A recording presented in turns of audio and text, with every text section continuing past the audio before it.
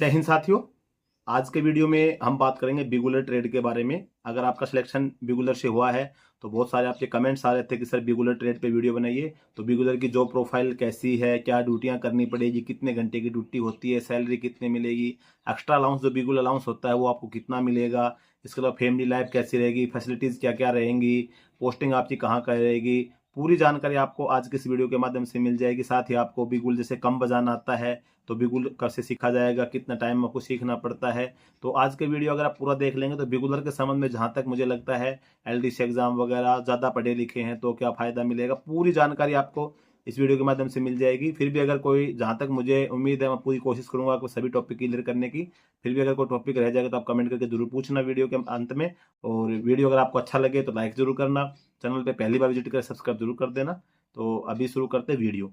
सबसे पहले हम बात करते हैं बिगुलर की जॉब प्रोफाइल की। देखो, वैसे तो आप देखेंगे किसी भी ट्रेड से भर्ती होते हैं तो उस ट्रेड के नाम में होता है कि उसकी जॉब क्या होगी। अब आप बिगुलर से भर्ती हो तो आपका काम है बिगुल बजाने का।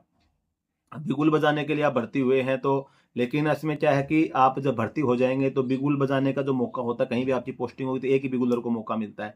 अब एक से जब ज़्यादा बिगुलर होते हैं तो उनको जनरल ड्यूटी जो होती है, जिड्डी के जो जवान ड्यूटी करते हैं, उसी ड्यूटी के लिए उनको यूटिलाइज किया जाता है। जैसे मान के चलो कि आप जिड्डी का जो जवान होता है उसकी ड्यूटी आपको पता है भाई, हर प्रकार की ए से लेके जेड तक की पूरी ड्यूटी एक जिड्डी का जवान करता है। चाहे वो आप कैंप सिक्योरिटी ड्यूटी है, चाहे वो कैंप मेंटेनेंस ड्यूटी है, चाहे वो ऑपरेशन ड्यूटीज है, चाहे वो मैस वगैरह के अंदर ड्यूटी करनी है, चाहे ऑफिस वर्क करना होता है।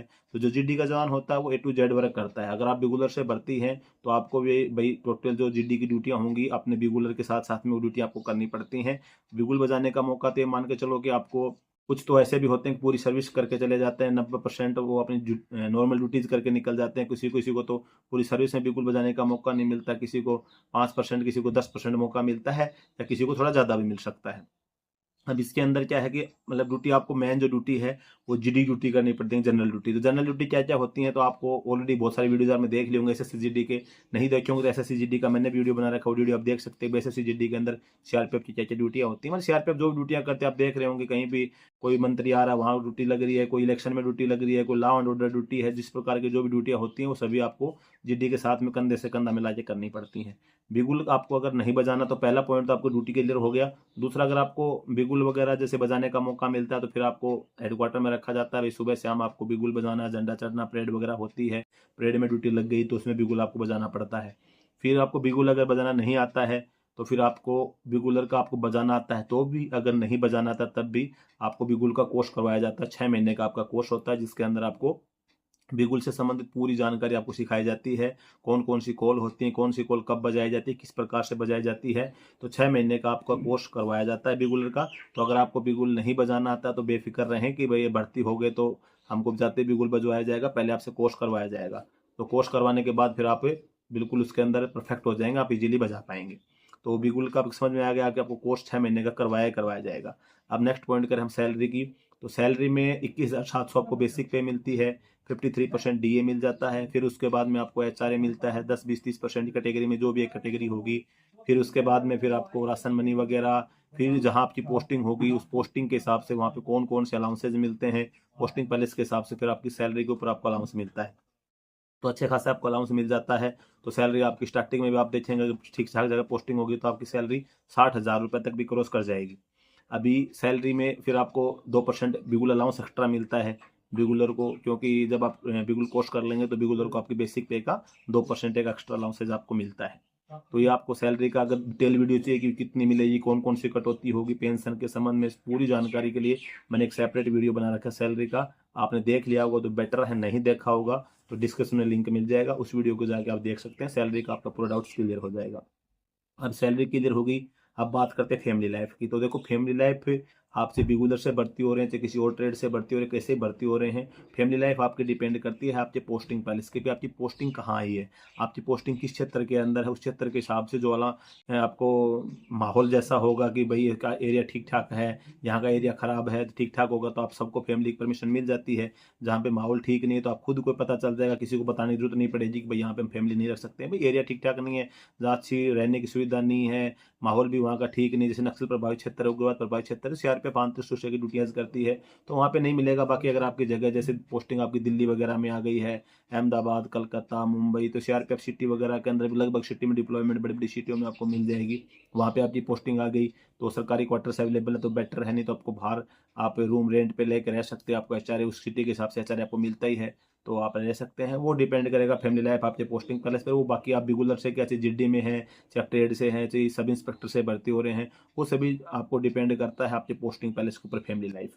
फैसिलिटीज़ में अगर मैं बात करूँ तो फैसिलिटीज़ के अंदर आपको जो सेंट्रल गवर्नमेंट के कर्मचारियों को फैसिलिटीज़ मिलती हैं, भाई फौज के अंदर आपको रहना सहना खाना पीना मिलता ही है। मेडिकल के लिए आपको आयुष्मान कार्ड की फैसिलिटीज़ मिल जाती है, सीजीएचएस की फैसिलिटीज़ मिल जाती है आपको आपके परिवार के लिए। कैंटीन की फैसिलिटीज़ जो पुलिस कैंटीन होती हैं उस कैंटीन का आपको कार्ड बन जाता है, लिकर कार्ड आपका बन जाता है। तो आपका बच्चों की शिक्षा के लिए पैसा आपको मिलता है हर साल का, एक बच्चे के लिए 30-32 हज़ार रुपये मिल जाता है। उसके बाद में फिर अगर आप अपने बच्चों को हॉस्टल में डालते हैं तो 1 लाख रुपये से ऊपर हॉस्टल का एक बच्चे का मिल जाता है।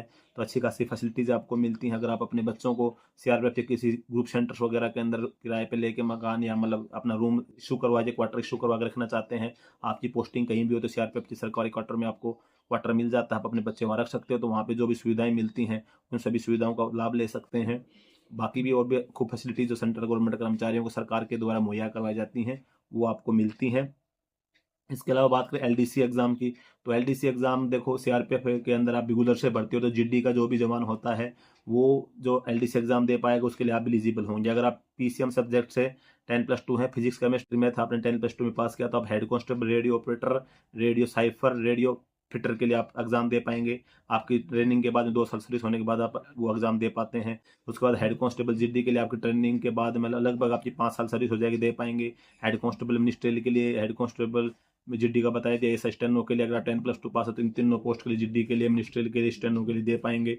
अगर आपको टाइपिंग आती है तो मिनिस्ट्रियल के लिए, अगर आपको शॉर्ट हैंड आता है तो स्टेनो के लिए दे पाएंगे। बाकी जीडी के लिए आपको नॉर्मल आपको 10+2 पास होना चाहिए। फिलहाल सब इंस्पेक्टर के एलडीसी एग्जाम बंद है। अगर फ्यूचर में अगर आपका भाई 4-5 साल सर्विस होते तो खुल जाता है। तो आप ग्रेजुएट अगर हैं तो आपको सब इंस्पेक्टर का भी एलडीसी एग्जाम देने का मौका मिलता है। तो एलडीसी एग्जाम का आपका क्लियर हो गया। अब नेक्स्ट बात करते हैं प्रमोशन की। तो आप बिगुलर से भर्ती होते हैं तो बिगुलर के लिए आपका प्रमोशन जैसे जीडी के सिमिलर प्रमोशन चलता है।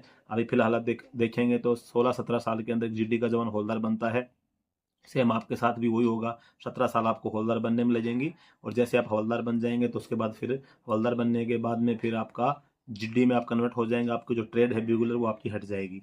बाकी तो आप जीडी की ड्यूटी करते आ रहे थे लेकिन प्रमोशन के बाद आप जीडी में कन्वर्ट हो जाते हैं। और उसके बाद फिर आप एएसआई, एसआई, और आप अगर पूरी सर्विस करते हैं यानी कि 60 साल की एज तक की आप सर्विस करते हैं तो आप इंस्पेक्टर तक आप इजीली पहुंच सकते हैं। आप लोकल प्रमोट होते होते एलडीसी एग्जाम से अगर जंप मार देंगे तो बेस्ट है। बाकी अगर आप पूरी सर्विस करेंगे 60 साल की उम्र तक तो आप लास्ट आपका है कि इंस्पेक्टर रैंक तक आप प्रमोट हो जाते हैं। इंस्पेक्टर से आगे बढ़ने का थोड़ा चांस कम है तो प्रमोशन आपका अच्छा खासा हो जाता है। अभी आपका प्रमोशन भी क्लियर हो गया। बाकी अगर आप ज़्यादा पढ़े लिखे हैं तो उसका भाई आपको यही बेनिफिट मिलता है एलडीसी एग्जाम वगैरह का। बाकी आपको ड्यूटियाँ तो आपको करनी पड़ेंगी और ड्यूटी आपको बताया दिया अभी जो जीडी की ड्यूटी होती है वो सभी आपको करनी पड़ती है। बाकी आपका जो प्रोफाइल हो गया, सैलरी हो गया, प्रमोशन हो गया, एलडीसी एग्जाम हो गया, फैमिली लाइफ हो गया, फैसिलिटीज़ हो गया, तो मेरे हिसाब से लगभग आपके टॉपिक्स जो है कवर हो गए होंगे। फिर भी अगर कोई ऐसा टॉपिक आपका अगर हाँ भाई कुछ बच्चों के डाउट्स आते हैं कि भाई हमें पढ़ने का टाइम मिलेगा कि नहीं मिलेगा, तो पढ़ने के लिए देखो भाई आपको स्पेशल कोई टाइम देता नहीं है। आपकी पोस्टिंग कहाँ होती है, वहाँ पे कौन कौन सी ड्यूटियाँ होती हैं, उस ड्यूटी के हिसाब से फिर जो आपको रेस्ट टाइम मिलता है। ये तो है नहीं कि 24 घंटे आपको ड्यूटी करनी पड़ती है, तो कभी नरम कभी गर्म चलता है। तो जो आपको रेस्ट टाइम मिलता है उसमें थोड़ी बहुत आप पढ़ाई कर सकते हैं। बाकी कोई स्पेशल टाइम आपको नहीं दिया जाता। अपने रेस्ट टाइम में आप निकाल के पढ़ाई अगर आप करना चाहें तो पढ़ सकते हैं। आप सिविल की भी तैयारी कर सकते हैं और आप अपना एलडीसी एग्जाम वगैरह की भी तैयारी कर सकते हैं। तो बाकी सभी टॉपिक्स कवर हो गए। फिर भी अगर आपका कोई ऐसा टॉपिक छूट गया हो कि जो मैं नहीं बता पाया हूँ, क्योंकि मैं कोई तैयारी नहीं करता हूँ कि भाई लिख लिया पेन से उसमें बोल दिया उसको देख देख के, वो तो है नहीं।